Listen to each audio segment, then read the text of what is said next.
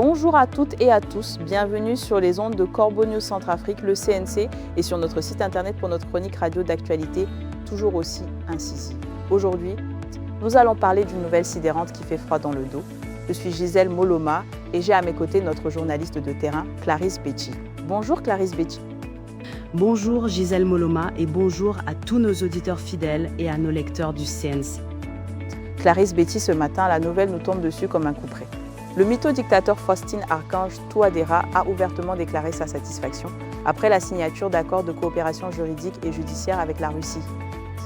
Mais qu'est-ce que cela signifie concrètement pour la Centrafrique? On nous dit que la RCA est désormais complètement sous colonisation russe. C'est ça la réalité, Clarisse Betty? C'est malheureusement bien la réalité, Gisèle Moloma. Le constat est terrible. En s'accaparant ainsi les tribunaux de la République, lors de cette audience qualifiée de solennelle, l'autocrate de Bangui vient de céder le dernier verrou de notre souveraineté nationale. Ce qu'on appelle un décret verbal officialise la mainmise définitive de Moscou sur toutes les structures vitales de notre pays. Un décret verbal, c'est-à-dire une parole sans valeur légale, mais qui pèse comme une chape de plomb sur tout un pays. C'est vraiment la fin de notre indépendance, Clarisse Betty. Exactement, Gisèle Moloma. Cette capitulation de l'appareil judiciaire, c'est la pièce finale d'un immense puzzle de colonisation intégrale, un projet qui a été initié et qui se développe depuis plusieurs années par la Russie.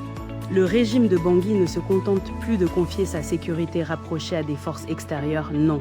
Il a délibérément abandonné des pans entiers de notre souveraineté, l'économie, les douanes, les impôts et même nos forêts. Tout est passé aux mains des agents du Kremlin. Mais c'est incroyable. Ça veut dire que de la gestion de nos frontières à la collecte des taxes dans nos cordons douaniers, en passant par le pillage industriel de nos massifs forestiers de la Loubaï et de la Sangamabaéré, chaque secteur stratégique est aujourd'hui piloté par des conseillers russes. Mais alors, qu'est-ce qui nous reste, Clarisse Betty, de notre pays? C'est la question que tout le monde se pose, Gisèle Moloma. L'intrusion officielle de Moscou dans la rédaction et l'application de nos lois vient sceller ce processus d'absorption, transformant notre État centrafricain en une entité totalement privée de toute autonomie décisionnelle. On ne décide plus rien chez nous. C'est une catastrophe. L'alignement de notre droit national sur le modèle de la Fédération de Russie, cela signifie que le principe même de notre légalité républicaine est détruit. C'est ce que vous nous dites, Clarisse Betty? Oui, Gisèle Moloma. En imposant la tutelle technique de conseillers étrangers sur nos magistrats, le pouvoir met en place une machine à invalider nos règles administratives ordinaires. La gendarmerie, la police nationale, l'armée, toutes nos forces se retrouvent soumises à des protocoles de commandement et de surveillance conçus en dehors de nos frontières. Le maintien de l'ordre public se confond désormais avec la protection des intérêts économiques de la puissance qui nous occupe. Donc, nos commissariats et nos brigades de recherche perdent leur autonomie opérationnelle pour devenir les bras armés d'un dispositif global de quadrillage sécuritaire destiné à neutraliser toute contestation populaire face à la misère sociale grandissante. C'est une façon d'étouffer la voix du peuple qui souffre, n'est-ce pas? Absolument, Gisèle Moloma, c'est une réalité amère. Et la pénétration russe dans l'administration des finances et des forêts, elle crée une zone d'ombre permanente, une zone qui échappe à tout contrôle de notre Cour des comptes ou de nos inspections d'État. Les concessions minières et forestières octroyées aux entreprises liées au Kremlin sont mises à part par des mécanismes juridiques d'exception. Nos tribunaux de Bangui sont désormais sommés de les valider, et cela sans aucune discussion possible. Une criminalisation rampante de l'économie, c'est une expression forte. Cela veut dire que nos magistrats, même les plus intègres, sont tétanisés par la peur des représailles politiques et des limogeages immédiats. Ils assistent impuissants à l'instauration d'un droit colonial moderne où la spoliation de nos ressources et la destruction de notre faune sont légitimées par des accords bilatéraux secrets. Le dictateur Faustin est donc complice de ce pillage organisé. C'est là toute l'absurdité, Gisèle Moloma. Et ce n'est pas tout. Le projet de restructuration de la justice militaire s'intègre directement dans cette stratégie de verrouillage global de nos services de défense et de sécurité.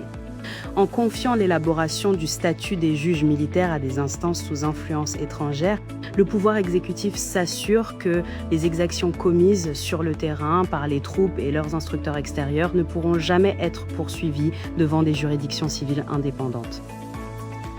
Une justice de garnison, c'est-à-dire une justice déconnectée des réalités constitutionnelles de notre pays, qui sert de bouclier de protection pour garantir l'impunité des réseaux criminels qui maintiennent le régime de l'empereur Faustin à flot. Le droit devient donc une simple technique de dissimulation des violences de masse et des détournements de fonds publics à grande échelle. Mais où va-t-on, Clarisse Betty? C'est une question légitime, Gisèle Moloma. La complicité du sommet de l'État dans cette entreprise de démantèlement de nos institutions nationales éclate au grand jour à travers les silences calculés du discours du dictateur Faustin. Pendant que la population subit la hausse des prix, une insécurité galopante et le racket quotidien sur nos axes routiers. Oui, pendant que notre peuple souffre, le dictateur Faustin Archange, Touadéra s'attarde sur la criminalisation de l'espace virtuel et la traque des opinions dissidentes sur les réseaux sociaux. Ce décalage énorme montre bien que la priorité de l'empereur n'est pas le fonctionnement des services publics ou le bien-être des citoyens, mais la préservation d'une dictature impériale totalement inféodée à ses parrains extérieurs. Notre indépendance nationale n'est plus qu'une formule creuse, un slogan de propagande pour masquer la réalité d'un territoire national entièrement géré comme un comptoir colonial par les émissaires de Moscou. C'est terrible, Clarisse Betty. C'est une analyse qui correspond à la réalité, Gisèle Moloma. Cet article, rédigé par notre directeur de publication, M. Alain Nenzilo, met en lumière une situation très grave. Pour plus d'informations, n'hésitez pas à contacter Corbeau News Centrafrique. Notre numéro de téléphone et WhatsApp est le +236 75 72 18 21 ou le 70 16 44 65. Merci de nous avoir suivis et à très bientôt sur les ondes du CNC.